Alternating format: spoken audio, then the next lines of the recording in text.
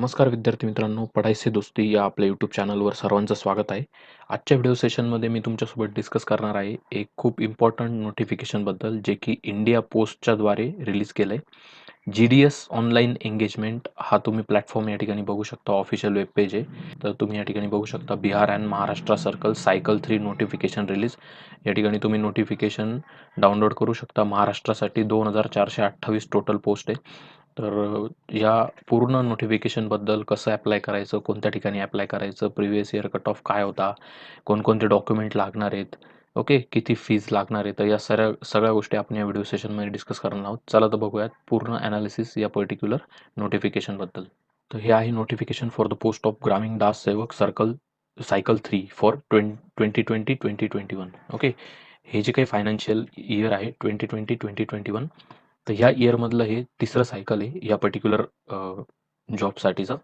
Okay, तर या ठिकाणी 3 वेगवेगळ्या जॉब प्रोफाईल तुम्ही बघू शकता. ब्रांच पोस्ट मास्टर म्हणजेच BPM, त्यानंतर आहे या ठिकाणी असिस्टंट ब्रांच पोस्ट मास्टर आणि डाक सेवक. तर या 3 प्रकारच्या पोस्ट या ठिकाणी आहे आणि या ठिकाणी तुम्ही टाईम रिलेटेड कंटिन्युटी अलाउन्स या ठिकाणी बघू शकता, ज्याला TRCA सुद्धा म्हटलं जातं. तर हा जो TRCA आहे हा वेगवेगळ्या पोस्टसाठी वेगवेगळा आहे. ब्रांच पोस्ट मास्टरसाठी आहे 12,000 4 तासांसाठी आणि 14,500 5 तासांसाठी आणि असिस्टंट ब्रांच पोस्ट मास्टर आणि डाक सेवकसाठी 10,000 4 तासांसाठी आणि 12,000 5 तासांसाठी. ओके, आणि या व्यतिरिक्त तुम्हाला डिअरनेस अलाउन्स बाकी अजून थोडेफार अलाउन्स भेटून तो जो पेमेंट आहे तो BPMसाठी जर तुम्ही 5 तासांचं वर्किंग असेल तर 15-16,000 पर्यंत जातो. अशा प्रकारे आहे. एलिजिबिलिटी तुम्ही या ठिकाणी मित्रांनो बघू शकता. एलिजिबिलिटी या ठिकाणी आहे 18 ते 40 वर्ष वयोगटापर्यंतचे कोणीही कॅन्डिडेट या ठिकाणी अप्लाय करू शकता. एजचा क्रायटेरिया या ठिकाणी हा दिलेला आहे. शेड्यूल कास्टसाठी 5 इयर्सचं रिलॅक्सेशन आहे शेड्यूल कास्ट शेड्यूल ट्राईबच्या कॅन्डिडेटसाठी आणि OBC कॅन्डिडेटसाठी 3 वर्षाचं रिलॅक्सेशन तुम्ही या ठिकाणी मिळवू शकतात. EWSसाठी नो रिलॅक्सेशन, म्हणजे 18 ते 40 या वयोगटातलेच कॅन्डिडेट EWSच्या कॅटेगरीतले अप्लाय करू शकतात. पर्सन विथ डिसॅबिलिटीसाठी 10 वर्ष आहेत जर ते अनरिझर्व कॅटेगरीचे असतील तर. पर्सन विथ डिसॅबिलिटी OBC कॅटेगरीचे असतील तर 13 वर्ष एज रिलॅक्सेशन आणि पर्सन विथ डिसॅबिलिटी SC/ST कॅटेगरीचे असतील तर 15 वर्ष एज रिलॅक्सेशन त्यांना मिळतं.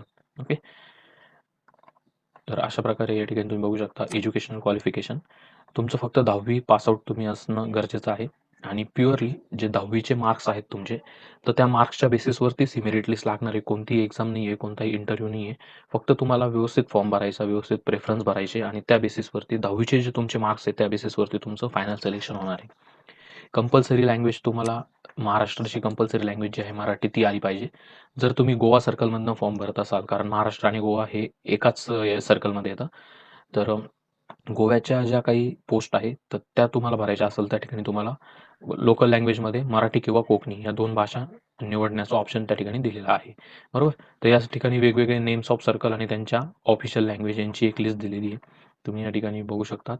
महाराष्ट्रासाठी ओके, महाराष्ट्र सर्कलमध्ये महाराष्ट्र आणि गोवा ही 2 राज्य येतात. महाराष्ट्रासाठी मराठी, गोव्यासाठी कोकणी आणि मराठी या 2 लँग्वेजचं ऑप्शन त्यांनी या ठिकाणी दिलेलं आहे. त्यानंतर आहे मित्रांनो बेसिक कम्प्युटर ट्रेनिंग. तुमचं इयत्ता 10वीमध्ये म्हणजे 10वीपर्यंत 8वी, 9वी, 10वीला एक कम्प्युटर नावाचा सब्जेक्ट असायचा बघा. जर तो सब्जेक्ट तुम्ही शिकलेला असाल आणि तुमच्या मार्कशीटवर त्याचं मेन्शन असेल तर तुम्हाला कम्प्युटर ट्रेनिंगचं सर्टिफिकेट जोडणं गरजेचं नाही आहे. परंतु जर तुमचा असा कोणताही विषय तुम्ही शाळेत शिकलेला नसाल, तर तुम्ही MSc-ITचं किंवा ते CCCचं सर्टिफिकेट जोडू शकता आणि जरी तुमच्याकडे आता सर्टिफिकेट नसेल तरी काही प्रॉब्लेम नाही. तुम्ही फॉर्म भरून द्या आणि 2 महिन्याचा कोर्स करून घ्या. नंतरही तुम्ही ते सर्टिफिकेट देऊ शकता. ओके. रेसिडेन्सचं बघा या ठिकाणी. ज्या ठिकाणी तुमचं पोस्टिंग होणार आहे मित्रांनो, त्या ठिकाणी तुम्हाला एक रेंटल अकोमोडेशन तिथे घ्यावं लागणार आहे. ओके.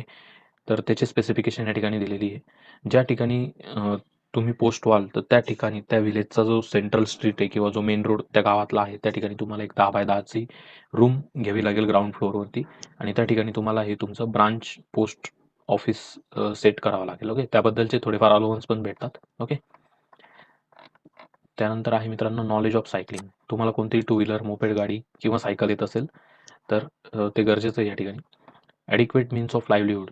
ज्या ठिकाणी तुमची पोस्टिंग होईल तर त्या ठिकाणी तुम्हाला adequate means of livelihood arrange करणं ही तुमची जबाबदारी असेल, असं या ठिकाणी म्हणण्यात आलेलं आहे. Okay. Furnishing of security.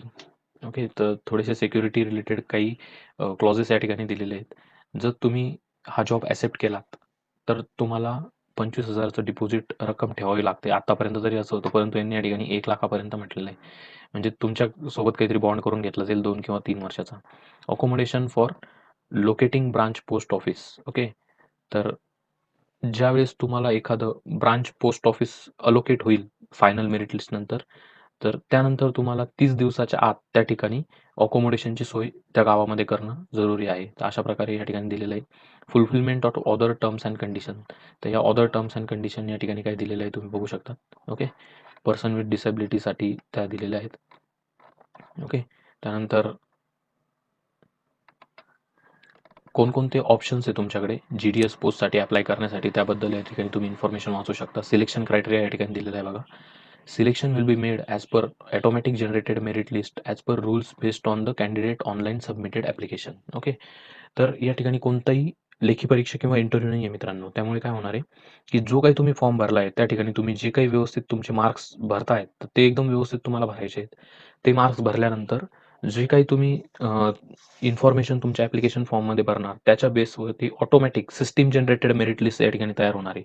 No weightage will be given for higher education qualification. Only mark obtain in 10th standard of approved boards aggregated to percentage to the accuracy of 4 decimal will be the criteria for finalising the selection.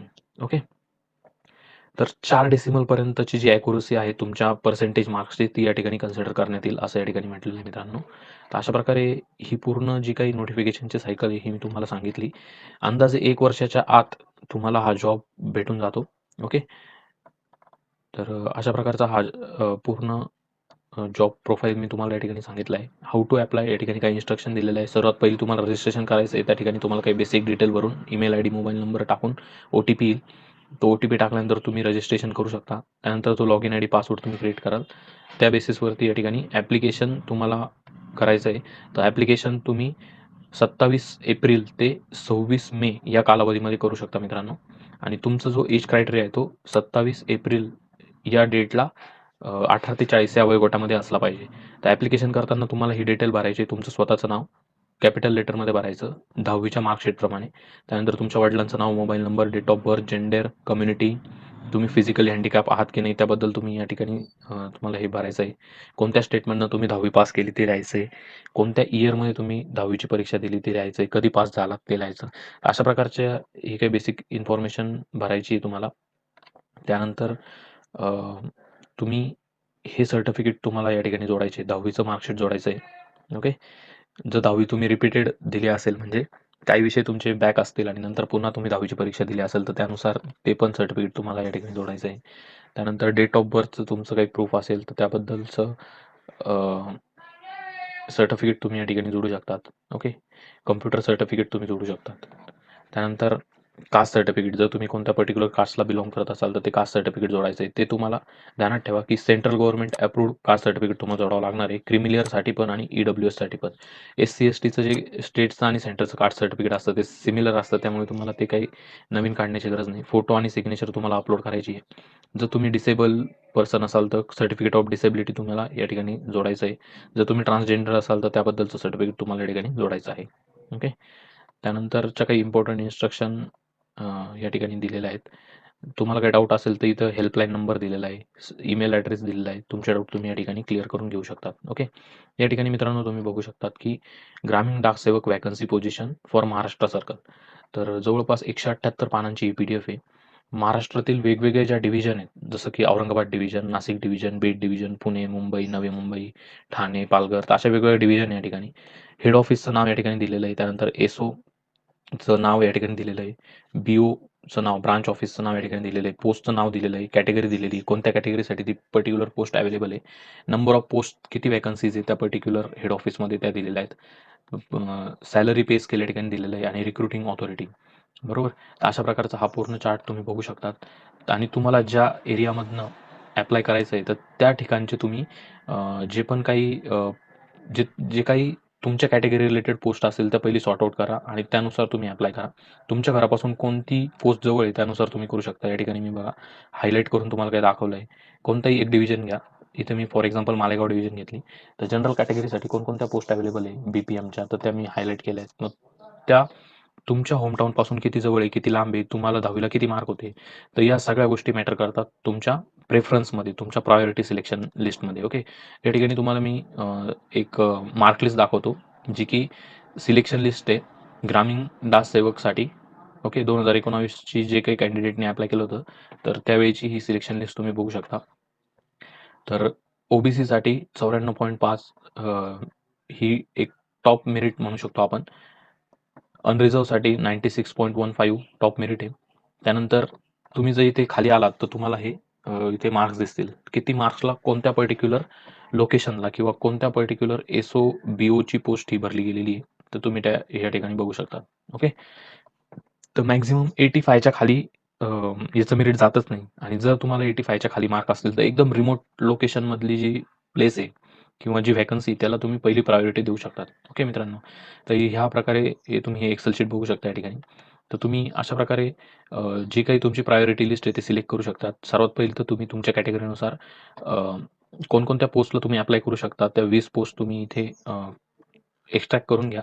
तुमच्या घरापासून तर distance किलोमीटरमध्ये तुम्ही त्या ठिकाणी लिहू शकता आणि त्यानुसार तुम्ही त्या ठिकाणी प्रेफरन्स देऊ शकतात 1 ते 20 नुसार आणि त्यानुसार तुम्ही फॉर्म फिल करू शकतात. ओके.